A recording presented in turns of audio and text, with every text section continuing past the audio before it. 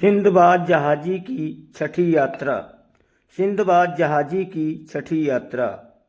Sinbad ने हिंदबाद और अन्य लोगों से कि आप लोग स्वयं ही सोच सकते हैं कि मुझ पर कैसी मुसीबतें पड़ी और साथ ही मुझे कितना धन प्राप्त हुआ। मुझे स्वयं इस पर आश्चर्य होता है। 1 वर्ष बाद मुझ पर फिर यात्रा का उन्माद चढ़ा।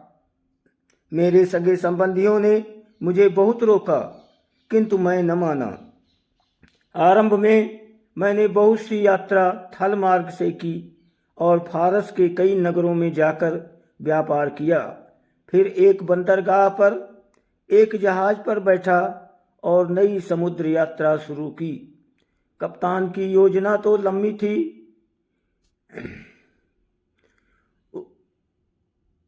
लंबी यात्रा पर जाने की थी, किंतु वो कुछ समय बाद रास्ता भूल गया। वो बराबर अपनी यात्रा पुस्तकों और नक्शों को देखकर करता था ताकि उसे यह पता चले कि कहाँ है। एक दिन वो पुस्तक पढ़कर रोने चिल्लाने लगा।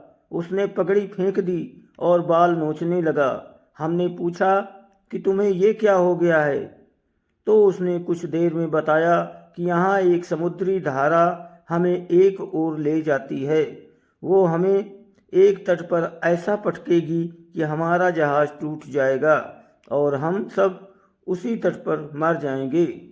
ये कहकर उसने जहाज के पाल उतरवा दिए। उससे कुछ न हुआ। धारा के वेग से उछलकर जहाज पहाड़ी से टकराया और शीशे की तरह बिखर गया।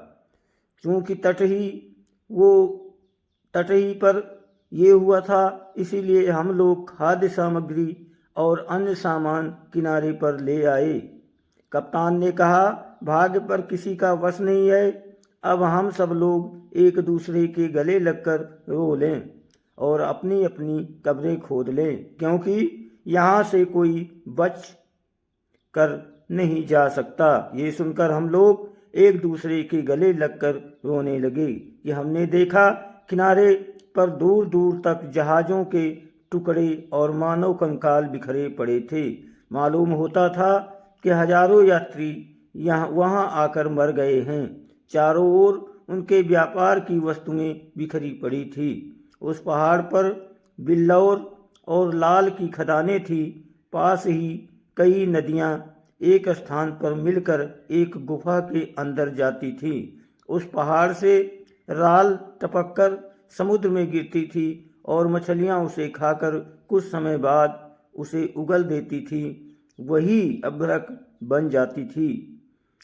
उस अभ्रक के ढेर भी वहाँ थे। समुद्र में समुद्री धारा से बचना इसीलिए असंभव था कि पहाड़ की ऊंचाई के कारण जहाज़ों को विपरीत दिशा में खींच ले जाने वाली तेज हवा रुक जाती थी। पहाड़ इतना ऊंचा था कि उस पर चढ़कर दूसरी ओर जा निकलना भी असंभव था। हम लोग अपने दुर्भाग्य पर रोते रहे और अपनी मृत्यु की प्रतीक्षा करते रहे।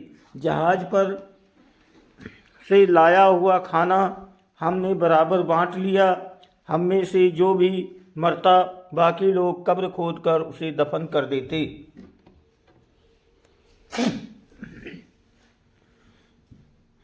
मैं ही सबसे अधिक मुर्दे गाड़ा करता था और उनका बचा हुआ भोजन ले लेता। इस प्रकार मेरे पास खाद्य सामग्री काफ़ी हो गई। धीरे धीरे मेरे सभी साथी मर गए। अकेला रह जाने के कारण मैं और भी दुखी हुआ। मैंने भी अपनी कब्र खोद ली ताकि मरने का समय आए तो उसमें जा लेटूं। मैं रात दिन अपने को धिक्कारता था कि घर पर इतना सुख का जीवन छोड़कर यहाँ मंदगामी मौत पर मरने के लिए क्यों आया। किंतु पछताने से क्या होता था। भगवान की दया से एक रात अचानक एक विचार मेरे मन में आया। मैंने सोचा कि नदियाँ मिलकर एक बड़ी नदी के रूप में जब खोह के अंदर बहती ही जाती हैं तो खोह के बाद कहीं और निकलती होंगी। इसीलिए मैंने सोचा कि किसी तरह इस नदी के सहारे ही किसी देश में जाकर निकलूं। किनारे पर 20 जहाज टूटे पड़े थे। मैंने तख्तों को जोड़ जाड़ कर एक नाव बना ली। मैंने सोचा कि किनारे पर तो मरना निश्चित ही है, नदी में जाने पर भी अधिक से अधिक मौत ही होगी, और हो क्या सकता है कि बच ही जाऊं। बचने की आशा में मैंने नाव पर खाद्य सामग्री के अलावा वहां पड़े हुए असंख्य रत्नों और मृत यात्रियों के बिखरे हुए सामान की बहुमूल्य वस्तुओं में से चुन चुन कर चीज़ें जमा की और उनकी कई गठरियाँ बनाई।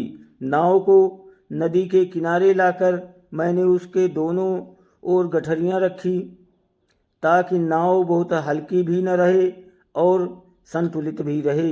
ये करने के बाद मैंने डांड संभाली और ईश्वर का नाम लेकर नदी में नाव छोड़ दी। नाव गुफा में गई तो बिल्कुल अंधेरे में आ गई, मुझे दिखाई न देता। नाव को कभी धारा पर छोड़ देता, कभी खेने लगता। कहीं कहीं गुफा की छत मेरे सिर पर टकराती थी। मैं उस गुफा में आगे बढ़ता रहा। उसमें से बहुत थोड़ा सा खाना बचा था, वो मैं खा लेता रह सकूं। कुछ समय बाद मुझ पर निद्रा का ऐसा प्रकोप हुआ कि मैं सो गया तो घंटों तक सोता रहा। जब जागा तो देखा कि नाव खुले में नगर के समीप नदी के तट पर बंधी हुई है। मैंने देखा कि मेरे चारों ओर बहुत से श्याम वर्ण लोग हैं। मैंने इन्हें सलाम करके उनका हाल चाल पूछा। उन्होंने उत्तर में कुछ कहा, किंतु मैं उससे बिल्कुल न समझ सका। खैर, आदमियों के बीच पहुंचकर मुझे बड़ी प्रसन्नता हुई और मैंने ऊंचे स्वर में अपनी भाषा अरबी में भगवान को धन्यवाद दिया और कहा कि भगवान क्षण क्षण पर मनुष्य की सहायता करता है और मनुष्य को चाहिए कि उसकी अनुकंपा से निराश न हो, और मुझे भी उचित है कि आंख बंद करके स्वयं भगवान के सहारे छोड़ दूं। उन लोगों में से एक को अरबी भाषा आती थी। मेरी बातें सुनकर वो मेरे पास आया और कहने लगा, तुम हम लोगों को देखकर चिंता ना करो। हम लोग इस क्षेत्र के वासी हैं। हम यहाँ नदी से अपने खेतों में पानी देने के लिए आते हैं। आज नदी में पानी कम आ रहा था, जैसे धारा कोई चीज़ रोके हुए हो। देखा तो एक मोड़ पर तुम्हारी नाव टेढ़ी होकर भी पानी धारा में आना कम हो गया था। हम में से एक व्यक्ति तैर कर गया और तुम्हारी नाव को उसने फिर सीधा करके धारा में डाला। फिर हमने तुम्हारी नाव यहाँ बांध दी। अब तुम बताओ कि कौन हो और कहाँ से आए हो। मैंने उससे कहा कि मेरी भूख से जान निकली जा रही है, पहले कुछ खाने को दो। उन लोगों ने कई तरह की खाने की चीज़ें दी। फिर मैंने आरंभ से अंत तक अपना हाल उन्हें बताया। उन लोगों को ये सुनकर बड़ा आश्चर्य हुआ। उन्होंने कहा, हमें अपने बादशाह के पास ले जाएंगे, वहाँ तुम उन्हें अपना हाल चाल सुना देना। मैंने कहा, मैं इसके लिए तैयार हूँ। वे लोग मेरी गठरियाँ उठाकर मेरे साथ चले। ये सरान द्वीप लंका था। मैंने राज दरबार में प्रवेश किया और सिंहासन पर बैठे राजा को देखकर हिंदुओं की प्रथानुसार उसे प्रणाम किया और उसके सिंहासन को चूमा। बादशाह ने पूछा, तू कौन है? मैंने कहा, मेरा नाम सिंदबाद जहाजी है, मैं बगदाद नगर का निवासी हूँ। उसने कहा, तू कहाँ जा रहा था और मेरे राज्य में कैसे आया? मैंने उसे अपनी यात्रा का वृत्तांत आद्योपांत बताया। उसे ये सुनकर बड़ा आश्चर्य हुआ कि उसने आज्ञा दी कि सिंदबाद के जीवन का वृत्तांत लिख लिया जाए, बल्कि सोने के पानी से लिखा गया जाए, ताकि ये हमारे यहाँ के इतिहास की तथा अन्य ज्ञानवर्धक वस्तुओं में भी जगह पा सके। उसने मेरी गठरियाँ खोलने की आज्ञा दी। उनमें के बहुमूल्य रत्न और चंदन आदि अन्य वस्तुओं को देख आश्चर्य हुआ।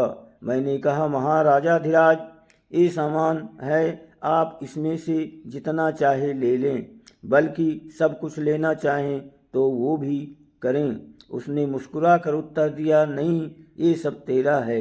हम इसमें से कुछ नहीं लेंगे। फिर उसने आज्ञा दी कि इस मनुष्य को इसके माल असबाब के साथ एक अच्छे घर में ठहराओ, इसकी सेवा करो और हर प्रकार की सुख सुविधा का ख्याल करो। कोको युवकों ने ऐसा ही किया और मुझे एक शानदार मकान में ले जाकर उतारा।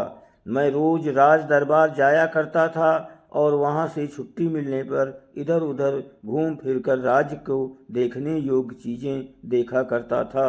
सरान द्वीप भूमध्य रेखा के किंचित दक्षिण में है, इसीलिए वहाँ सदैव ही दिन और रात बराबर होते हैं।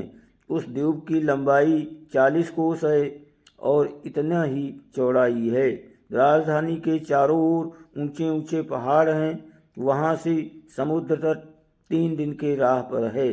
वहाँ लाल मणि तथा अन्य रत्नों की कई खाने हैं और वहाँ कोरंड नामी पत्थर भी पाया जाता है, जिसमें हीरों और अन्य रत्नों को काटते और तराशते हैं। वहाँ नारियल के तथा अन्य कई फलों के वृक्ष भी बहुतायत से हैं। वहाँ के समुद्र में मोती भी बहुत ज़्यादा होते हैं। आदम जो कुरान और बाइबिल के अनुसार रूस है, जब स्वर्ग से उतारे गए थे तो इसी द्वीप के एक पहाड़ पर लाए गए थे।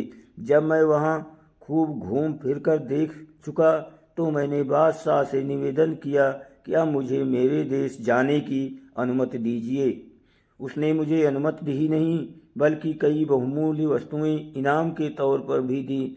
उसने खलीफा हारून रशीद के नाम एक पत्र और बहुत से उपहार भी मुझे दिए कि मैं उन्हें खलीफा तक पहुंचा दूं।